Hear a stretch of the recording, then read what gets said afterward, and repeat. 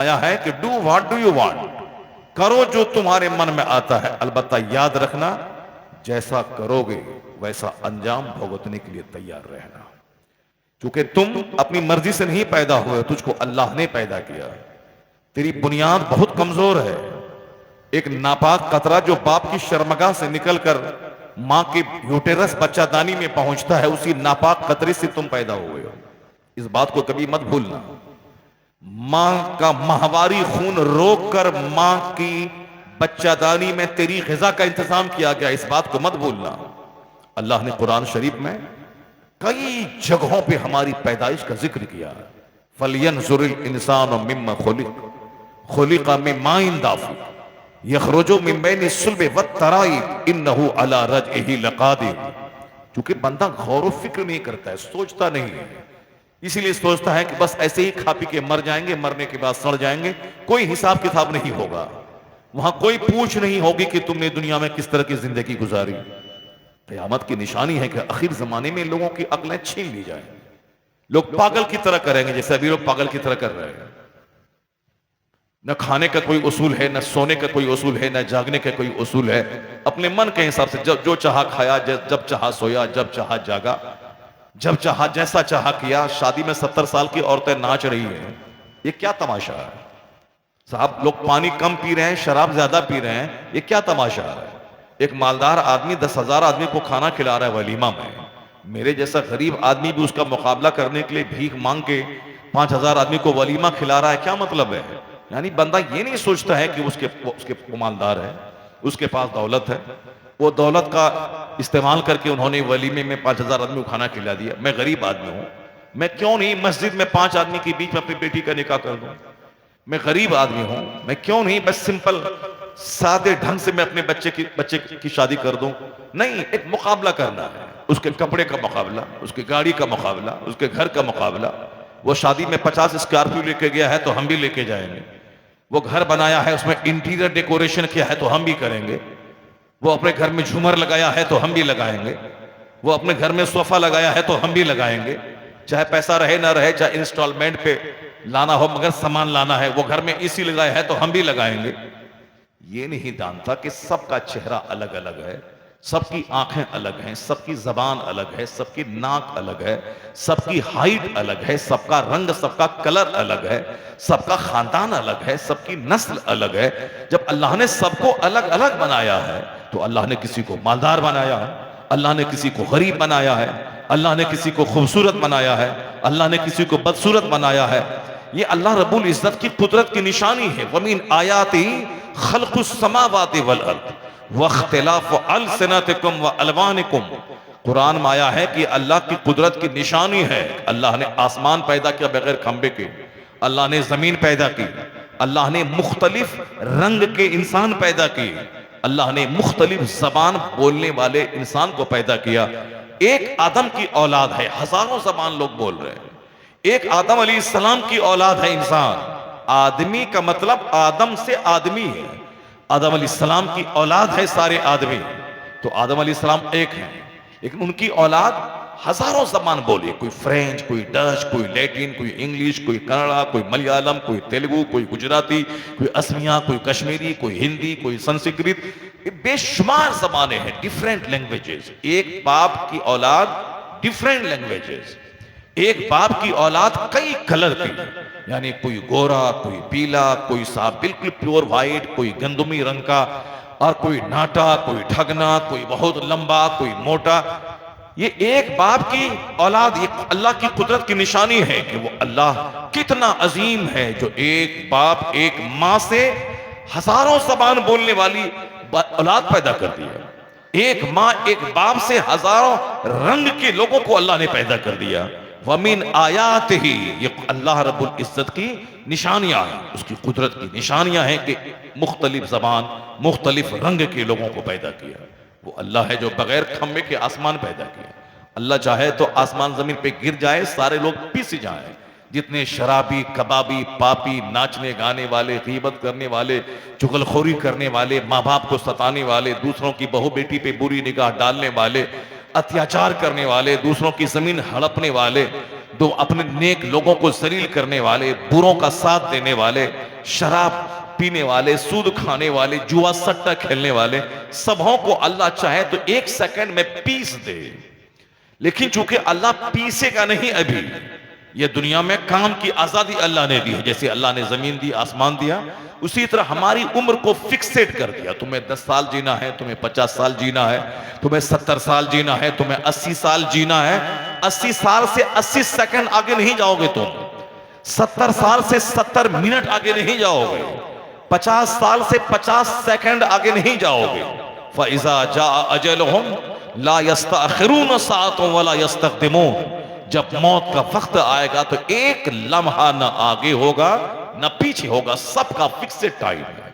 बूढ़ा बाप रह गया, 18 साल का जवान बेटा चला गया, साहब बूढ़ा शौहर रह गया, 25 साल की बीवी चली गई।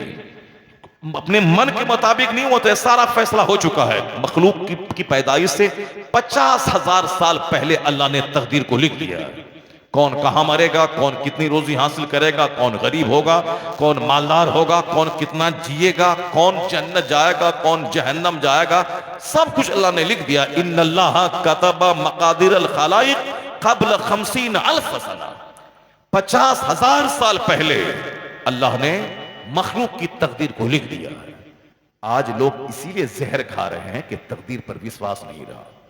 आज लोग इसीलिए फांसी के फंदे पे लटक रहे हैं कि अल्लाह पर यकीन नहीं रहा। अपने मन के हिसाब से अगर कामयाबी नहीं मिली तो जहर खा के मर गया। बिजनेस किया, बिजनेस नहीं चला तो फांसी के फंदे पे लटक गया। पढ़ाई करने के लिए कोटा गए, राजस्थान गए, अगर कामयाब नहीं हुए तो जहर खा के मर गए। सोचा था कि हम एक शानदार आलीशान घर बनाएंगे, काम घर नहीं बना तो जहर खा के मर गए। आप रोजाना सुनते होंगे कि फला अरबपति जहर खा के मर गया। पटना का एक खरबपति अपने बाल बच्चों समेत खुदकुशी कर लिया। बंबई का एक फिल्म का एक्टर वो खुदकुशी कर लिया। एक 30 साल की खूबसूरत खातून जिसको लाखों दीवाने देखने के लिए बेताब रहते थे, उसकी सड़ी हुई लाश उसके घर से बाहर निकल रही है। ऐसा नहीं कि रिक्शा चालक जहर नहीं खाता है, ऑटो चलाने वाला जहर नहीं खाता है, सड़क के किनारे फुटपाथ पे चश्मा बेचने वाला और बच्चों का कपड़ा बेचने वाला वो जहर नहीं खाता है, दूसरों के छप्पर पे छावनी करने वाला वो जहर नहीं खाता है, दूसरों की गाड़ी ड्राइव करने वाला 5,000 10,000 कमाने वाला वो जहर नहीं खाता है। जहर खाता है कौन? करोड़ों रुपए कमाने वाला। जहर खाता है कौन? जिसका बाप लाखों रुपए खर्च करके उसको दिल्ली में कोचिंग सेंटर में पढ़ा रहा है। जहर खाता है वो जो इलेक्शन में हार गया, करोड़पति। जहर खाता है वो जिसकी बेटी गैरों के साथ भाग गई, फांसी के फंदे पे लटकता है वो। 4 बच्चे की मां दूसरों के साथ भाग गई है, शौहर अब जहर न खाए तो क्या खाए। एक आदमी हज करने गया, उसकी बीवी को वहां का एक ड्राइवर उसको साहब लूट भाग गया लेकर, वो साहब जहर खा वो फांसी के फंदे पे लटक गया। यानी मामूली किस्म के लोग जहर नहीं खा रहे हैं, जहर खा रहे हैं पैसे वाले। क्यों? इसलिए उसको वो चाहता है कि मैं ये हासिल करना चाहता हूं, क्यों नहीं होगा, नहीं हुआ तो जहर खा लिया।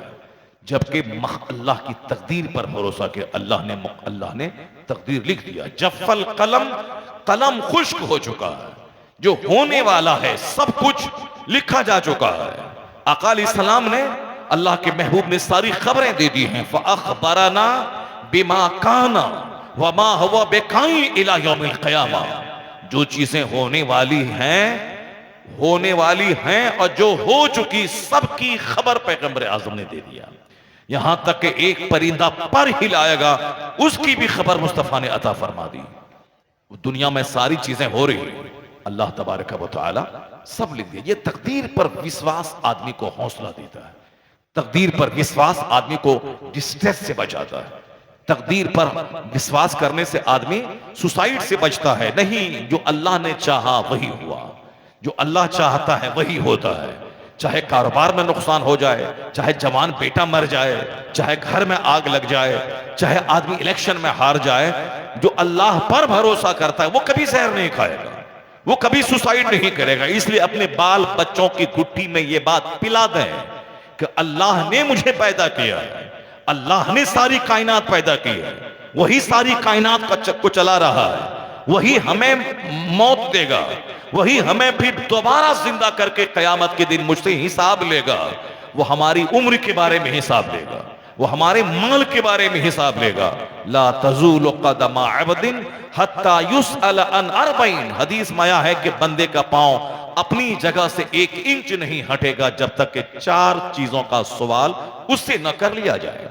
आका फरमाते अन उमर ही फीमा अफना, यानी बंदे से सवाल होगा कि बहुमूल्य जीवन, कीमती जिंदगी तुमने किस काम में गुजारी? सिर्फ दौलत कमाने में, सिर्फ किसी एक औरत को हासिल करने में, सिर्फ एक छोटी सी झोपड़ी बनाने में, सिर्फ इंजीनियर डॉक्टर बनने में, किस काम में? ये बहुमूल्य जिंदगी अगर अल्लाह आंख की रोशनी ले ले, 50 खरब रुपए खर्च करने के बाद भी वह रोशनी वापस नहीं आएगी।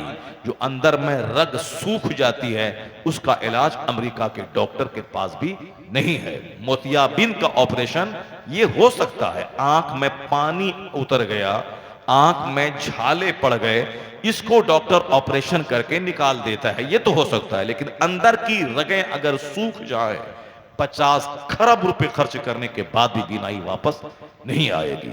तो जो अल्लाह इतनी जबरदस्त नेमत दी कि मैं सारी दुनिया को देख रहा हूं, क्या मतलब? इस नेमत का सवाल नहीं होगा? सुम्मा लतुसअलुन्ना यौमा इज़िन अनिन नईम, कयामत के दिन सारी नेमतों के बारे में सवाल होगा।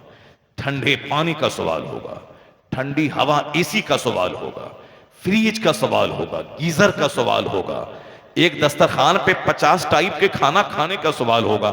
सब सवाल होगा कि तुमने मेरी दुनिया में रहकर, मेरे आसमान के नीचे रहकर तुमने शैतान की पैरवी क्यों की? पैदा तुमको मैंने किया था या शैतान ने किया था? रोजी तुमको मैं दे रहा हूं या शैतान ने दिया था?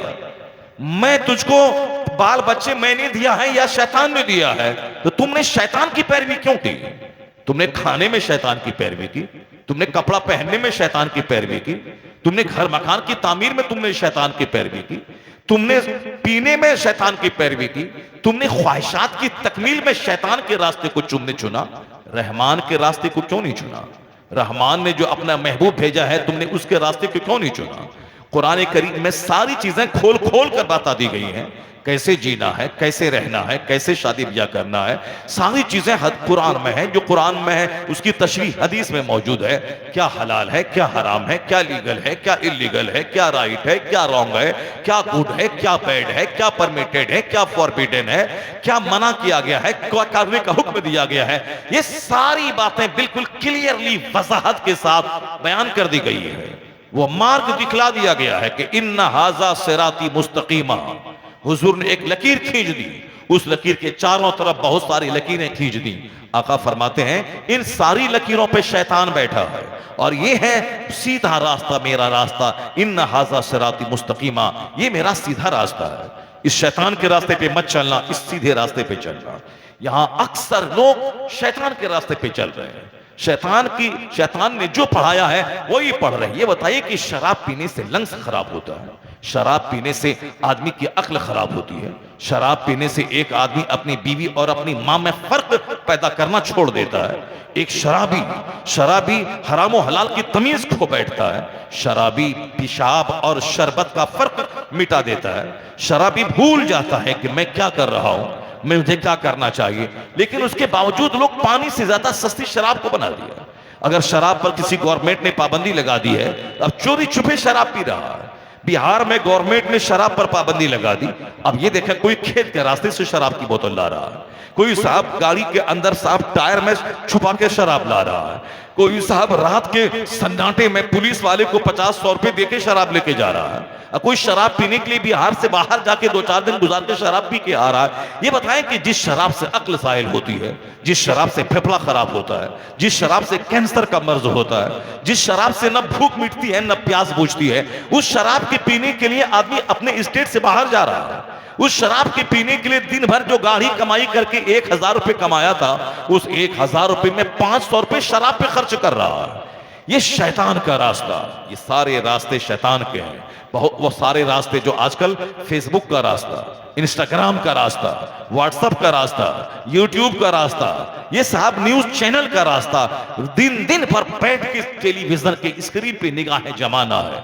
वहां जिस तरह का लिबास पहनने के लिए, जिस तरह की बोली बोलने के लिए, जिस तरह प्यार मोहब्बत इश्क की कहानी कहने के लिए, जिस तरह शादी ब्याह में पीला कपड़ा पहन के मेहंदी की रस्म करने के लिए, यानी जो जो स्क्रीन पे देखा जाता है वैसा चश्मा, वैसा जूता, वैसा कपड़ा, ये सब लोग कर रहे हैं। जबकि अल्लाह ने अपने महबूब को इसलिए भेजा है ताकि महबूब की पैरवी की जाए। महबूब की पैरवी में नजात मिलेगी, महबूब की पैरवी में सीने को सुकून मिलेगा, महबूब की पैरवी में औलाद में फरमाबरदारी मिलेगी, महबूब की पैरवी से पड़ोसी का प्यार मिलेगा, महबूब की पैरवी में सब कुछ मिलेगा। यानी नींद की राहत मिलेगी, औलाद की फरमाबरदारी मिलेगी, रोजी में बरकत होगी, नींद में राहत होगी, रिश्तेदारों का प्यार मिलेगा, दुनिया में सुकून चैन करार मिलेगा। और बंदा जब मर के उस ना खत्म होने वाली दुनिया में पहुंचेगा, चूंकि इस दुनिया का तो यौम इख्तिताम है, मरने के बाद जिस दुनिया में जाता है उसका कोई यौम इख्तिताम नहीं है, वो एंडलेस लाइफ है जहां खरबों अरबों महासंख्यों साल रहना है। तो दुनिया का करार भी मुस्तफा की गुलामी से मिलता है और मरने के बाद की जन्नत भी मुस्तफा की पैरवी में अल्लाह ने रखा। नारे तकबीर, नारे रिसालत, मसलके आला हजरत, पैगाम मुस्तफा कॉन्फ्रेंस, अल्लामा डॉक्टर शहरियार रजा कादरी। आका अलैहिस्सलाम की दुनिया में आने का मकसद ही यही है कि बता दिया जाए कि तेरे पैदा होने का क्या मकसद है, क्यों बनी है यह जमीन, क्यों बना है यह आसमान, क्यों बने हैं ये सूरज और चांद, क्यों तुम मर जाता है, मरने के बाद क्या होता है, तेरी मर्जी के खिलाफ काम होता है, आखिर वह कौन है जो अपनी मर्जी चलाता है। अल्लाह रब्बुल इज्जत की तौहीद की दावत देने नबी आते हैं, कयामत का पता बताने नबी आते हैं, हराम और हलाल का फर्क सिखाने नबी आते हैं, हमें एक हद में रहने का रास्ता बताने पैगंबर आते हैं, एक लिमिट देते हैं कि तुम्हें इसी हुदूद में जीना है, इससे बाहर नहीं जाना है। या यही बताने के लिए पैगंबर आए, सारे पैगंबर आए और आखिर में सारे पैगंबरों के सरदार आए। अब इसके अलावा अब कोई दूसरा पैगंबर क़यामत तक नहीं आने वाला है, अब कोई नया नियम नहीं आने वाला है, जीने की कोई नई थ्योरी नहीं आने वाली, अब कोई और दूसरा पैगाम लेके पैगंबर नहीं आने वाले हैं। अब उसी पैगंबर का कलमा आम करना होगा, उसी पैगंबर की तालीमात को आम करना होगा। ये उलमाए कराम की जिम्मेदारी है कि मुस्तफ़ा की तालीमात को आम करें, क्योंकि इससे बेहतर तालीम कोई हो ही नहीं सकती है, इससे बेहतर सिस्टम कोई दे ही नहीं सकता है, इससे जबरदस्त मार्गदर्शन कोई हो ही नहीं सकता है। चाहे दुनिया का कोई वैज्ञानिक 1000 साल तक दिमाग जला के वो जो चाहे कि मैं मुस्तफा के तरीके से सुपीरियर तरीका मैं दुनिया को दे दूं, इट कांट, ऐसा कभी नहीं हो सकता है, क्योंकि पैगंबर आखिर ज़मान बन के मुस्तफा आ गए, अब इसके बाद कोई नबी नहीं आएगा। इसलिए जीने का जो सबसे सुपीरियर मेथड हो सकता है वह मेथड लेके मुस्तफा आ गए, जिस सबसे जबरदस्त नुस्खे कीमिया लेकर कुरान करीम लेके मुस्तफा आ गए। अब कोई दूसरी किताब नाजिल नहीं होगी। वह तौरेत के मानने वालों ने तौरेत में तहरीफ कर दी, इंजील के मानने वालों ने इंजील में तहरीफ कर दिया, जबूर के मानने वालों ने जबूर का प्रोटेक्शन नहीं किया, उसमें अपने मन से अपनी बातें घुसेड़ के उसको बदल दिया। लेकिन कुरान करीम लेकर मुस्तफा आया है, अब दुनिया की कोई ताकत कुरान करीम के हर्फ को बदल नहीं सकती है। बदलने वाला वह खुद मुक्की खाएगा, बदलने वाला वो खुद सलील और रुस्वा हो जाएगा, क्योंकि अल्लाह ने कुरान की हिफाजत का जिम्मा लिया है।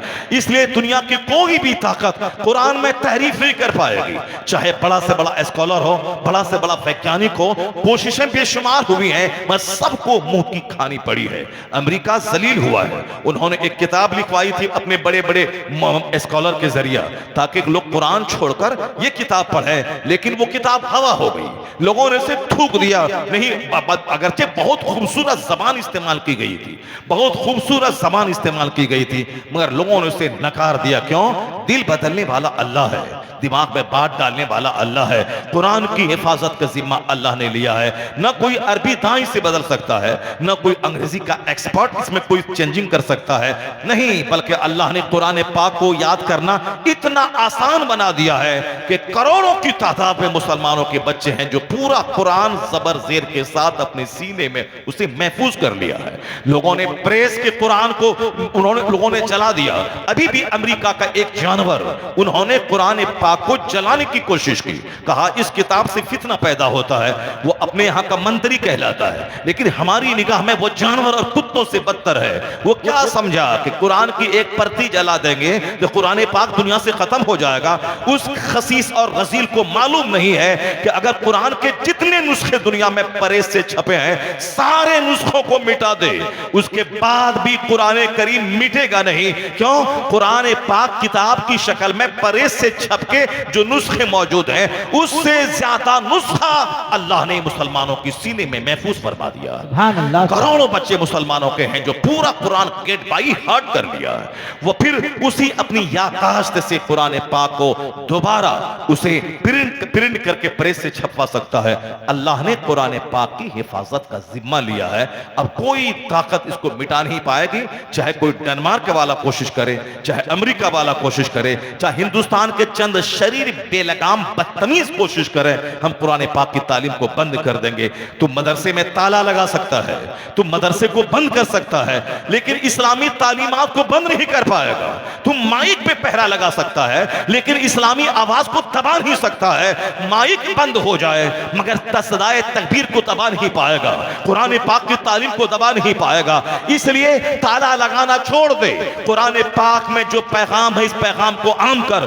तुमने शराब मिटाने की कोशिश की लेकिन शराब नहीं मिटा पाए, तुमने शराब मिटाने की कोशिश की नहीं मिटा पाए, शराबी बढ़ते चले गए। अब कम से कम इस्लामी कानून को तो नाफिज कर दे। अगर इस्लामी कानून नाफिज हो गया, इस्लाम का पैगाम नाफिज हो गया तो शराब उसी तरह बंद हो जाएगी जिस तरह मक्का के लोग शराब पीते थे।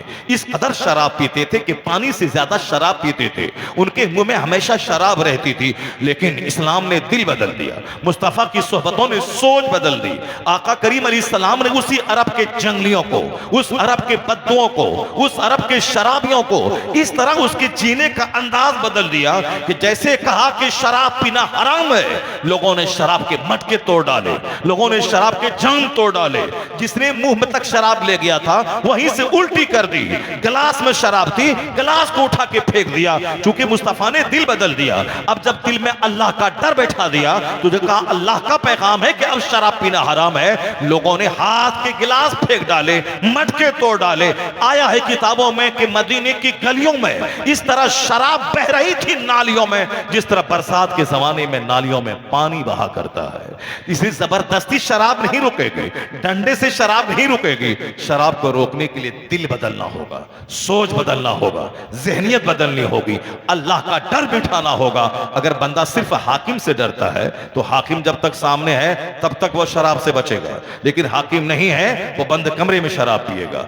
बंदा जब तक पुलिस से डरता है, पुलिस सामने है, शराब नहीं पिएगा, लेकिन पुलिस सामने से हट गई ये तन्हाई में शराब पीने लगेगा। दिन के उजाले में पुलिस से डरते हुए, पुलिस के अमलों से डरते हुए, हाकिम से डरते हुए, कोर्ट कचहरी से डरते हुए, समाज के लोगों से डरते हुए शराब पीना छोड़ देगा। लेकिन रात के सन्नाटे में जहां न पुलिस है, न हाकिम है, न बाप है, न भाई है, न समाज के लोग हैं, वहां तो वह पिएगा।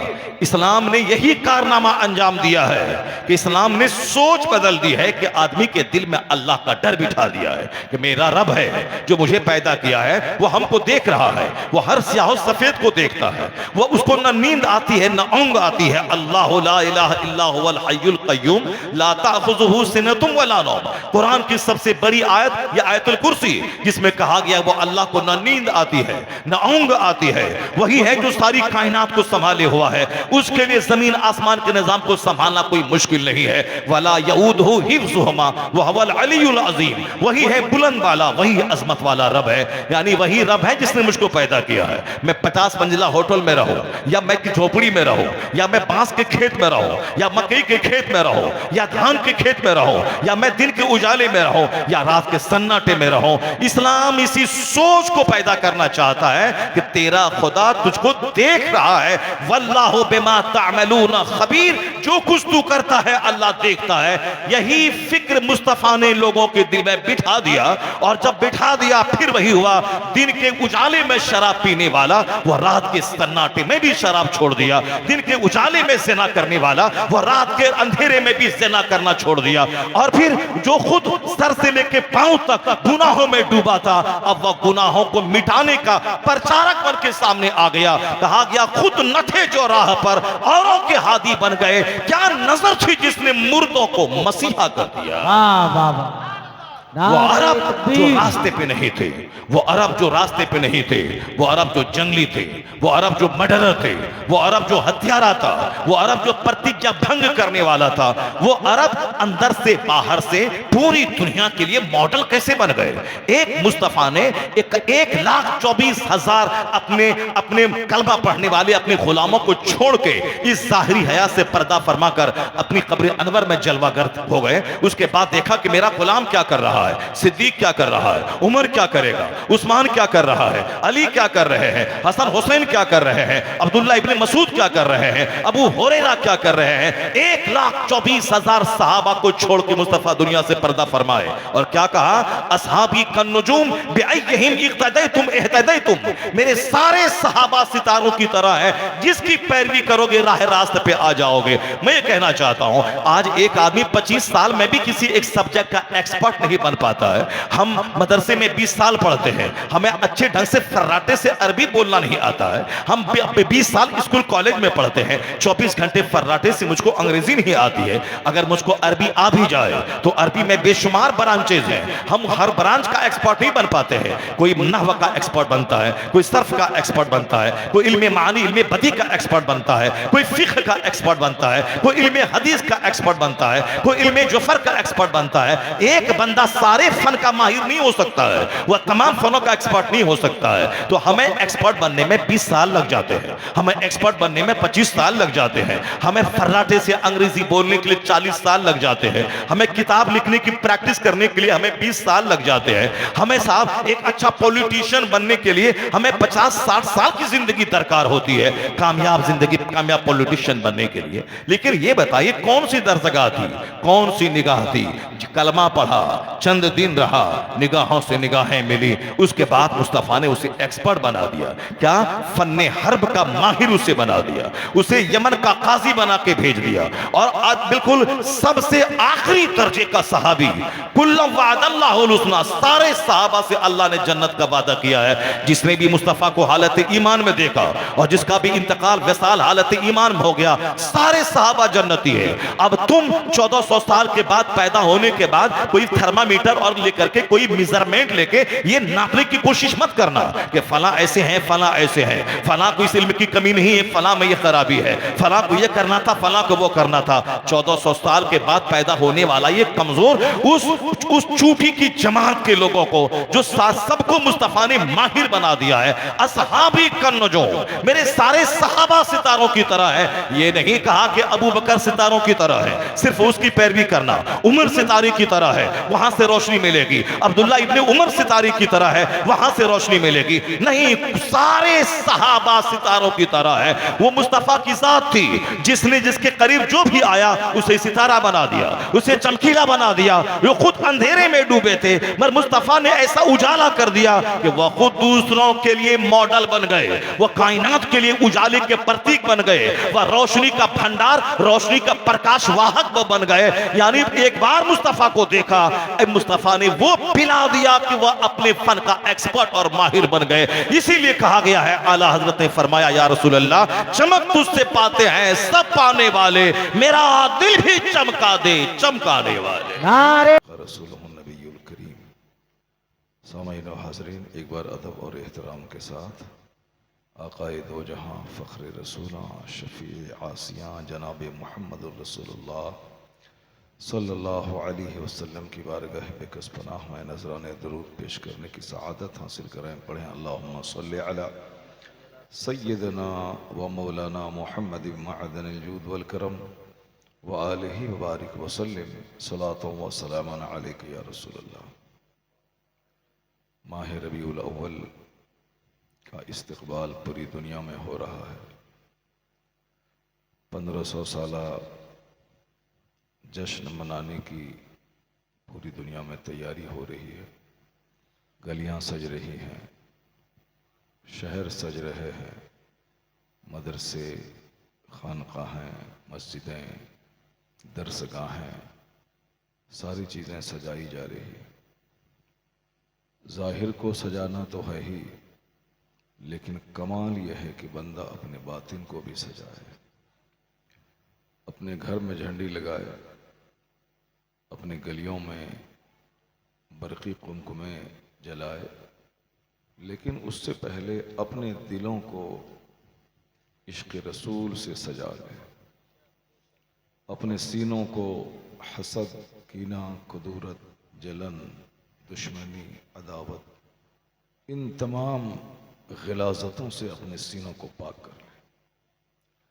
आका अलैहिस्सलाम से सच्ची मोहब्बत का तकाज़ा यही है कि ज़ाहिरी खुशी भी मनाई जाए और जो आका अलैहिस्सलाम की मोहब्बत का हकीकी तकाज़ा है उस तकाज़े को फुलफिल किया जाए। इस माह मुक़द्दस में आका अलैहिस्सलाम के पैगाम को आम किया जाए और उस पर अमल करने का सच्चे दिल से अहद किया जाए। माह रबीउन नूर की आमद से ही दुनिया में उजाला है। आका अलैहिस्सलाम की आमद की बरकत है कि आज इंसान इंसान कहलाता है। आज इल्म का उजाला पूरी दुनिया में फैला है। ये नबी रहमत सल्लल्लाहु अलैहि वसल्लम की आमद की बरकत है। आज इंसान इंसान की परस्तिश नहीं कर रहा है, बल्कि इंसान अपने खालिक, अपने मालिक की परस्तिश कर रहा है। आका अलैहिस्सलाम ने लोगों के सरों को खुदाई वाहिद के सामने झुकाने का पैगाम दिया। आज पूरी दुनिया में जहां भी शैक्षणिक संस्थान कायम है, एहसान पैगंबर आज़म अलैहिस्सलाम का। आज पूरी दुनिया में जहां भी डेमोक्रेसी, जमहूरियत कायम है, ये एहसान नबी रहमत सल्लल्लाहु अलैहि वसल्लम का। हुजूर की आमद से पहले बादशाह की पूजा होती थी। रियाया अपने बादशाह को पूजते थे और बादशाह के मरने के बाद उसका बेटा बादशाह बनता था। यह प्रथा पूरी दुनिया में कायम थी। हिंदुस्तान में तो सबसे ज़्यादा थी। आज से 100 साल पहले भी ये दस्तूर था कि एक इलाके का एक राजा होता था और उस राजे के धर्म का पालन लोग करते थे। वो राजा लोगों से सजदा करवाता था, यानी इंसान की बंदगी होती थी। आका अलैहिस्सलाम दुनिया में तशरीफ लाए, इस गलत रीति रिवाज का खात्मा कर दिया। आज पूरी दुनिया में कहीं किसी बादशाह की पूजा नहीं होती, चाहे अमेरिका हो, चाहे मलेशिया हो, चाहे इंडोनेशिया हो, चाहे हिंदुस्तान क्यों ना हो, कहीं भी इंसान की पूजा, किसी बादशाह की पूजा नहीं होती। इस गलत रीति का खात्मा रहमत दो आलम सल्लल्लाहु अलैहि वसल्लम ने कर दिया। आज जमहूरियत कायम है दुनिया में, लोगों की राय से हाकिम चुना जाता है और वह हाकिम सारी दुनिया, वो अपने मुल्क पे हुकूमत करते हैं। लोगों की राय से हुकूमत कायम होती है। Democracy is the government of the people, for the people, by the people. जमहूरियत अवाम की हुकूमत है, अवाम के जरिया है, अवाम के लिए है। इस हुकूमत की स्थापना इस्लाम ने की है। पैगंबर आज़म अलैहिस्सलाम का पहला खलीफा, आपका पहला जानशीन, आपका उत्तराधिकारी सिद्दीक़ अकबर रज़ी अल्लाह ताला, वो आपका बेटा नहीं था। सिद्दीक़ अकबर रज़ी अल्लाह ताला अन्हु आपके खलीफा थे, आपके सहाबी थे। उन्होंने पूरी दुनिया में अदल और इंसाफ का एक ऐसा निज़ाम कायम किया, जुल्म को मिटाने के लिए उन्होंने कमजोरी का मुजाहरा नहीं किया, बल्कि जालिमों के पंजे को तोड़ने के लिए भरपूर ताकत का मुजाहरा किया, बेशुमार फितनों को दफा किया, मानईन ज़कात के फितने को रद्द कर दिया, इर्तिदाद के फितने को दूर कर दिया। इसका मतलब ये नहीं कि बादशाह के हाथ में गन रहे तभी कोई काम हो सकता है। सिद्दीक़ अकबर के हाथ में गन नहीं था, मगर एक इनर फोर्स थी, एक अंदरूनी ताकत उसके पास थी, एक रूहानी ताकत, सच्चाई की ताकत थी। सच्चाई की ताकत हमेशा जीतती है, हमेशा सच्चाई को जीत हासिल होती है। सिद्दीक़ अकबर के बाद उमर फारूक आज़म खलीफा बने। सिद्दीक़ अकबर रज़ी अल्लाह ताला अन्हु का बेटा मोहम्मद इब्न अबू बकर वो खलीफा नहीं बने, उनके साहबजादे अब्दुल रहमान वो बादशाह नहीं बने, खलीफा नहीं बने। उमर फारूक आज़म रज़ी अल्लाह ताला अन्हु मुसलमानों के खलीफा बने। हजरत उमर फारूक आज़म की शहादत के बाद लोगों ने कहा कि अपने बेटे अब्दुल्ला इब्न उमर को आप बादशाह बना दें। कहा नहीं, अब्दुल्ला इब्न उमर को मैं खिलाफत नहीं दूंगा। अवाम की राय से हजरत उस्मान गनी चुने गए। एक एडमिनिस्ट्रेशन दुनिया को इस्लाम ने दिया कि अवाम के जरिए हुकूमत चुनी जाए। तो लोग कहते हैं कि आका अलैहिस्सलाम की आमद से दुनिया को क्या मिला, हुजूर के आने के बाद दुनिया को क्या फैज़ मिला। फैज़ यही मिला कि इंसान की परस्तिश की जड़ें खोखली कर दी। एक आदमी को पूजा जाता था, इस मनहूस रस्म का खात्मा कर दिया। अब पूरी दुनिया में कहीं भी बादशाह को पूजा नहीं जाता है। बादशाह का बेटा भले ही बादशाह बन जाए, लेकिन बादशाह की परस्तिश नहीं होती है। बादशाह का मजहब थोपा नहीं जाता है। रियाया को आज़ादी है, वो चाहे जिस मजहब को कबूल करे। मजहब इस्लाम ने इस जंजीर को तोड़ दिया। आका अलैहिस्सलाम ने इंसान की परस्तिश से हटाकर लोगों को खालिक़े इंसान की परस्तिश का रास्ता दिखाया। हुजूर की आमद से पहले कोई सूरज के सामने हाथ जोड़ के खड़ा होता था, और आज भी देख सकते हैं कहीं ना कहीं ये मौजूद है। आका अलैहिस्सलाम की आमद से पहले लोग चांद को पूजते थे। आका अलैहिस्सलाम की आमद से पहले लोग किसी पत्थर के सामने खड़े होते थे। आज भी कहीं किसी न किसी शक्ल में मौजूद है। पढ़ा लिखा आदमी इंजीनियर है, डॉक्टर है, प्रोफेसर है, मिनिस्टर है, मगर उसके बावजूद एक कमजोरी है। या तो किसी दरख्त के सामने कोई खड़ा है, या कोई पत्थर के सामने खड़ा है, या कोई दरिया के सामने खड़ा है। एक अंधविश्वास है, एक साहब तवहुम परस्ती है। मनाज़िर फितरत की परस्तिश की जा रही, यानी जो जिस चीज में थोड़ी सी भी शक्ति देखी उसके सामने लोग खड़े हो जाते थे, झुकते सजदा कर देते। पहाड़ बहुत ताकतवर है, उसको लोगों ने खुदा समझ लिया। चांद रात में दुनिया को रोशनी देता है, लोग उसको खुदा कहने लगे। सूरज अंधेरा को दूर करता है, लोग उसके सामने खड़े हो गए। नदी नाला उसके सामने कुछ लोग खड़े हो गए, कुछ लोग समंदर के सामने खड़े हो गए, समंदर के सामने झुकने लगे। आज भी कहीं ना कहीं ऐसा है, मगर आज से 1400 साल पहले कसरत से ऐसा होता था। खुद खाने काबा जिसकी तामीर जनाब इब्राहिम अलैहिस्सलाम ने की, उससे पहले आदम अलैहिस्सलाम, उससे पहले फरिश्तों ने की। उस खाने काबा में 360 बुत रख दिए गए। हर कबीले का अपना अलग अलग बुत था। जो चाहा, जहां चाहा, जैसा चाहा खुदा बना लिया अपने मन से। किसी ने आटा से बुत बना लिया, जब तक चाहा उसको पूजा और जब चाहा उसे खा लिया। नफ्स की पूजा होती थी, ख्वाहिशात की पूजा होती। इत्तखज़ा इलाहहु हवा, लोगों ने अपने डिजायर्स को खुदा बना लिया, लोगों ने अपने विशेष को खुदा बना लिया, लोगों ने अपनी तमन्नाओं को खुदा बना लिया। लोग ख्वाहिशात के गुलाम थे, जिसको जिसमें थोड़ा सा भी बेनिफिट देखा उसको खुदा मान लिया। लेकिन आज हालात बदल गए। आज चांद की पूजा नहीं होती है, भले ही जलील किस्म के लोग करें अलग बात है, लेकिन आज चांद मौजूए तहकीक बना हुआ है। आज चांद की पर रिसर्च हो रही है, चांद पे आदमी पहुंच रहा है, चांद पे बस्तियां बनाने की कोशिश हो रही है। तो जिसको खुदा कहा जा रहा था, आज उस चांद पे तहकीक होती है कि चांद को अपनी रोशनी है या यह चांद सूरज की रोशनी को मुस्तआर लेकर चमक रहा है। सूरज की पूजा होती थी, लेकिन आज ऐसा नहीं है, बल्कि सूरज पे तहकीक हो रही है। सूरज पे लोग रिसर्च कर रहे हैं। सूरज मोशनलेस है, गतिहीन है, या फिर सूरज गतिशील है। सूरज महवे गर्दिश है या सूरज साकिन है। लोग इस पे रिसर्च कर रहे हैं।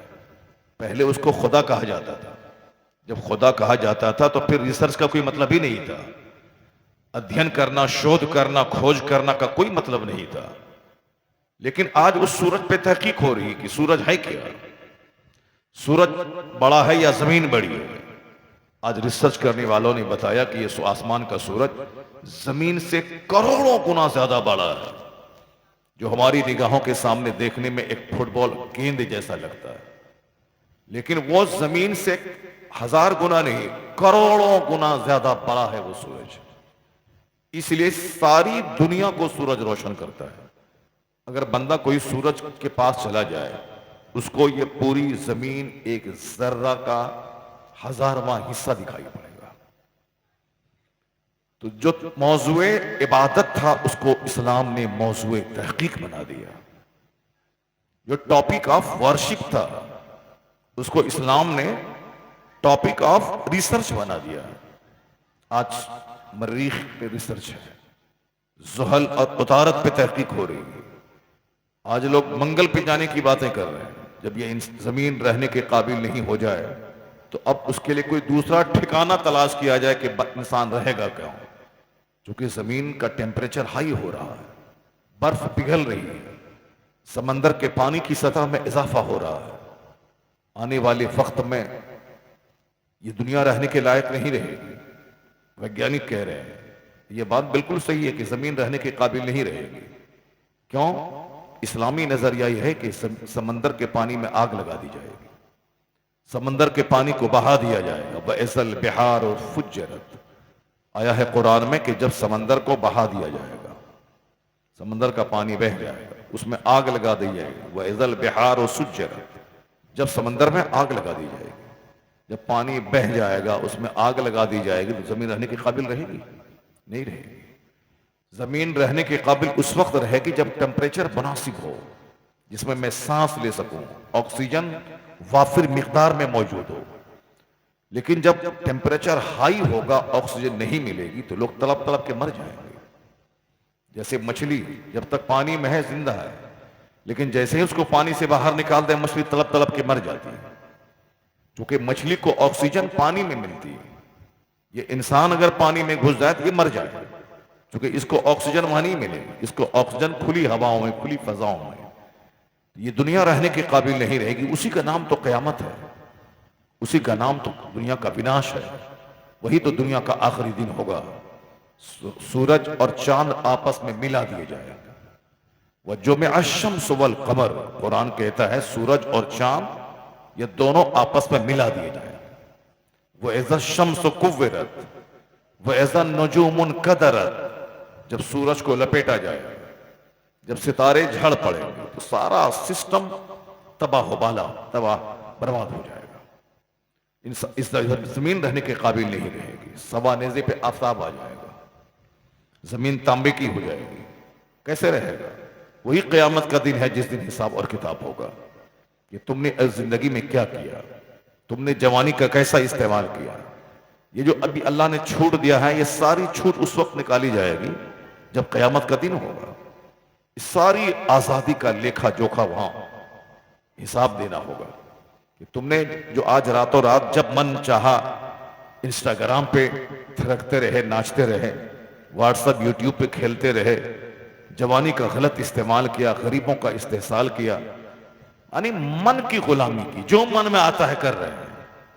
शरीयत की गुलामी नहीं, अल्लाह रब्बुल इज्जत के फरमान की गुलामी नहीं। अल्लाह ने अपने महबूब को हमारे लिए भेजा था ताकि बंदों को उसका मकसद हयात बता दिया जाए, उसको बताया जाए कि तुम्हारे पैदा होने का क्या मकसद है। यही बताने के लिए पैगंबर दुनिया में तशरीफ लाते रहे और सारे पैगंबरों की आखिरी कड़ी बनकर खातमुन नबीयीन पैगंबर आखिर ज़मान सल्लल्लाहु अलैहि वसल्लम दुनिया में तशरीफ ले आए। यही मकसद है कि आप इंसान को बता दिया जाए कि तेरे पैदा होने का क्या मकसद है, बताया जाए कि सारी कायनात का खालिक मालिक एक है, उसने तुझको पैदा किया है, वही तेरे लिए सूरज और चांद बनाया है ताकि सूरज की रोशनी में कामकाज कर सको, वही जमीन बनाया है ताकि जमीन पे चलो भी और फसलें भी पैदा करो, जमीन पे मकान भी बनाओ, वही अल्लाह है जिसने तेरे सांस लेने के लिए हवाओं को पैदा किया है, वही अल्लाह है जिसे तेरे जीने के लिए, खाना बनाने के लिए, सामान बनाने के लिए आग को पैदा किया है, वही खुदा है जिसने तुम्हारे लिए मिट्टी बनाया, हवा बनाया, आग पैदा की, तुम्हारे लिए पानी बनाया, सिर्फ तुम्हारे लिए ताकि तुम जिंदा रह सको। और जिंदा क्यों रहो? ताकि अपने रब करीम की इबादत कर सको। और फिर चंद दिन ही दुनिया में रहना है, फिर उसके बाद इस दुनिया का विनाश होगा।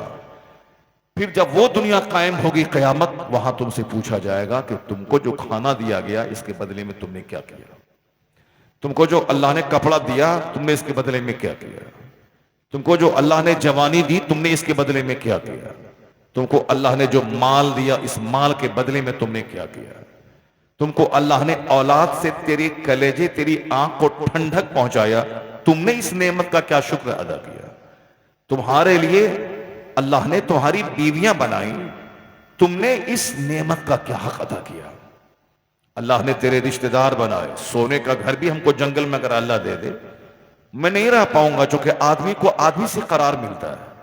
अगर आपको 50 करोड़ रुपए दे दे और सोने का घर कोई जंगल में बना दे, आप एक दिन में वहां से भाग जाएंगे, क्योंकि आप सांप के बीच नहीं रह पाएंगे, आप शेर के बीच नहीं रह पाएंगे, आप उल्लू और गीदड़ के बीच नहीं रह पाएंगे, आप इंसान के बीच ही रहेंगे। आप इंसान के बीच चाहे किराए का घर क्यों ना हो, चाहे मिट्टी का घर क्यों ना हो, मगर करार आदमी को आदमी के बीच में मिलता है। इसलिए कहा जाता है मैन इज सोशल एनिमल, ये इंसान सामाजिक प्राणी है। आदमी से तकलीफ भी पहुंचती है लेकिन आदमी से दिल को राहत भी पहुंचती है। मेरे घर में शादी हो, मेरे रिश्तेदार नहीं आए, कितनी तकलीफ होती है। मेरे घर में कोई बीमार पड़े, लोग देखने नहीं आए, कितनी तकलीफ होती है। इसी इंसान से नफरत भी है कि उसका चेहरा नहीं देखें, वो मेरे जनाजे में नहीं आए, वो मेरे मरने के बाद मेरा मुंह नहीं देखे, वो मेरी बेटी की शादी में नहीं आए, वो मेरे यहाँ के फंक्शन में नहीं आए। ये सारी चीजें चलती हैं लेकिन उसके बगैर काम भी नहीं चलता। इंसान के बगैर बंदा जी नहीं पाएगा। सोने का महल जंगल में काटने दौड़ता है, किराए का घर भी आदमी को सुकून और करार देता है, क्योंकि इंसान को इंसान से राहत है। तो पूछा जाएगा कि तुम्हारे कुंबे, तुम्हारा कुंबा, तुम्हारा परिवार था, इसके इस नेमत का तूने क्या हक अदा किया। ये जो हम लोग अपने मन के मुताबिक जी रहे, कौन मौलाना कौन मौलवी, जो जैसे चाहो जियो, जो मन में आ रहा है करो, जो जबान पे आ रहा है बोलो, जैसे चाह जैसे जीना है जियो। ये अल्लाह ने फ्रीडम, आजादी दी है ताकि तुम जैसे चाहो जियो। ए अमल माशी, हदीस